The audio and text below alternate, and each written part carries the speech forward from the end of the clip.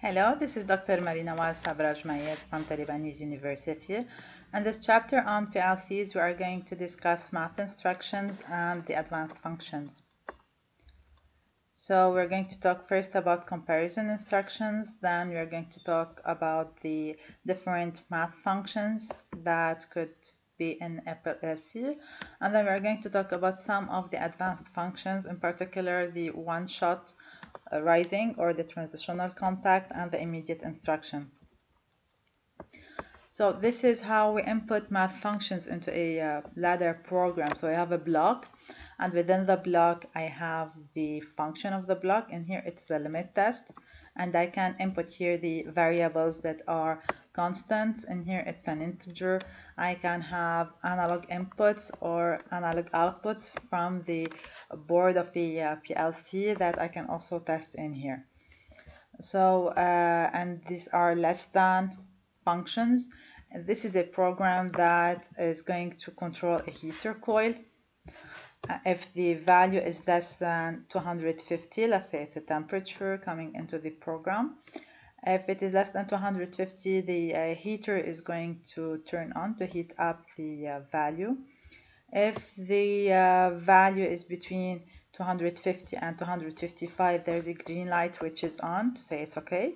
And then if the value goes down below 240, there's an alarm that's going to ring to indicate that there's something wrong and there's something not working, and that the operator has to come check.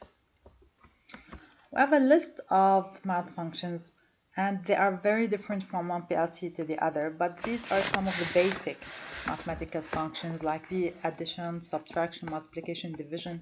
These are useful if I want to adapt the value of, let's say, the count of a counter to a percentage of liquid or to a volume of liquid. So I just have to multiply by the scale to scale it up or down to the value. I have square root, square, clear values, logarithmic, absolute value, division. So I have a lot of mathematical functions that I can build on to do any objective or any function that I need within the PLC program. Knowing that inside the PLC I have a microcontroller, so this is where I get to use some of the extra value that I have in the microcontroller. As I said before, a PLC can be programmed to a PID control, not only to do basic logic programming, but the main objective when PLCs were created was to do ladder logic, was to do the logic design and control machines in a logical way. This is why we mainly work on the logical work of the PLC program, but it has capabilities of going beyond that, especially when I have analog inputs and analog outputs. Here are some special contacts: the immediate instruction and the transitional, that we say one shot. So the one-shot contact in here, we have many different uses. It's a function that is going to happen only once, because every time I run a PLC program, as we said before, it scans, so it always goes through the same functions. Sometimes I want to initialize some variables, and I do not want that to be repeated at every scan. I only want to do it when I turn on the PLC. So this is where transitional contacts come into handy. They are executed only once, and this is not repeated all throughout the PLC cycle.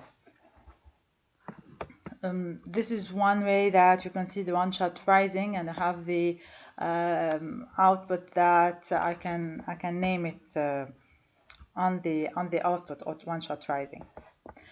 The immediate instruction is a function that is going to happen with an interrupt.